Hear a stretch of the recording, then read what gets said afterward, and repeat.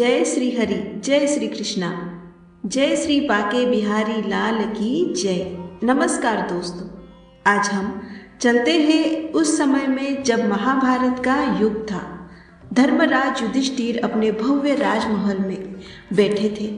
चारों ओर ऋषि मुनि, पांडव भाई और गंधर्व गण एकत्रित थे।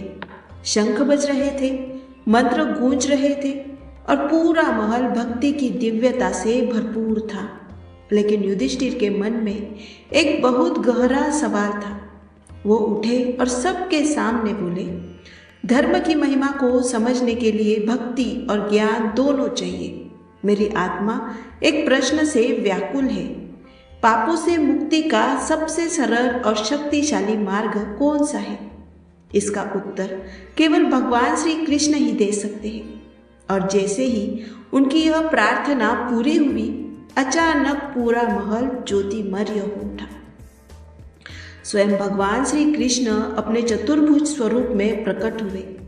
पीतांबर पहने, मोर मुकुट सिर पर, कौस्तुभ मणि चमक रही थी और उनकी मुस्कान से सारा संसार शांत हो गया। युधिष्ठिर ने श्रद्धा से उनके चरणों में शीश झुकाया और पूछा, हे प्रभु, हे जगन्नाथ, माघ मास के कृष्ण पक्ष में कौन सी एकादशी आती है?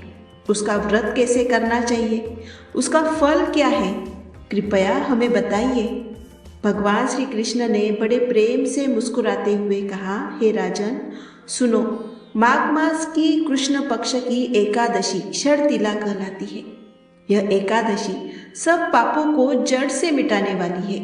इसका नाम शर्तिला एकादशी पड़ा, क्योंकि इस दिन तिल के 6 पवित्र कार्य करने होते हैं। सुनो युधिष्ठिर, यह वो 6 कार्य है।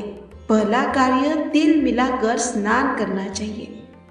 दूसरा, तिल का उपटन लगाना चाहिए। और तीसरा, अग्नि में तिल की आहुति देनी चाहिए। चौथा, पितरों को तिल जल से तर्पण करना।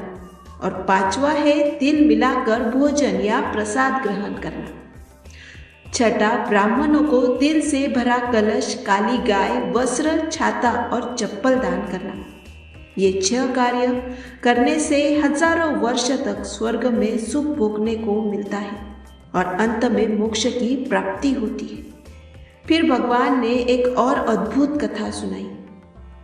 प्राचीन काल में एक ब्राह्मणी थी। वो ब्रह्मचर्य का पालन करती थी, कठोर तप करती थी, चंद्रायन व्रत, उपवास और जप से उसके सारे पाप नष्ट हो गए थे। लेकिन वो इतनी दुर्बल हो गई कि चलना भी मुश्किल हो गया। उसने बहुत दान किए, पर एक बात की कमी थी। उसने कभी भूखे ब्राह्मणों या अतिथियों को अन्नदान नहीं किया। मैंने उसकी परीक्षा ली।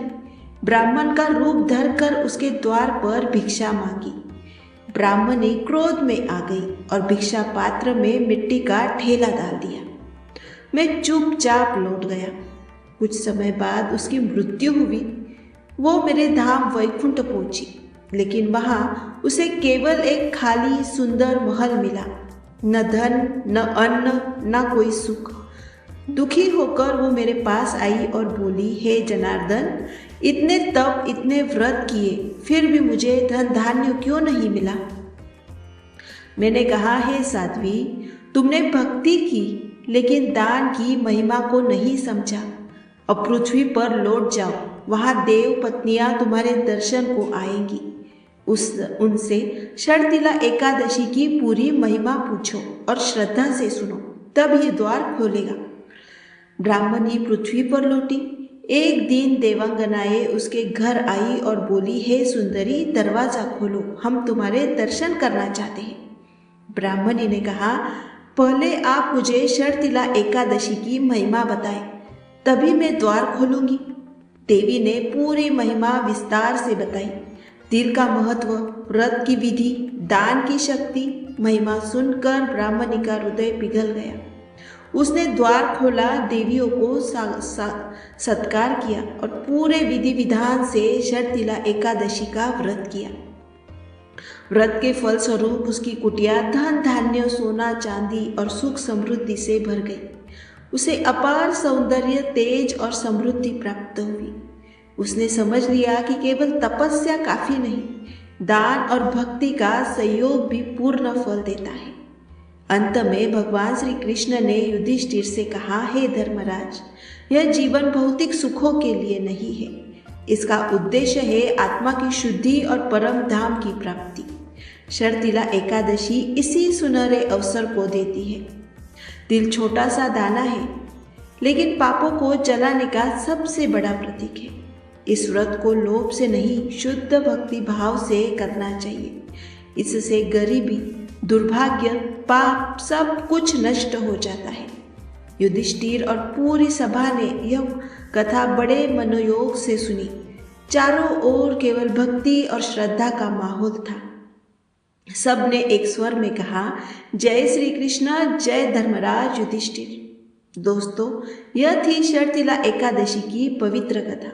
अगर आपको यह कथा पसंद आई हो तो चैनल को सब्सक्राइब करें, बेल आइकन दबाएं ताकि ऐसी ही दिव्य कथाएं सबसे पहले आपके पास पहुंचे।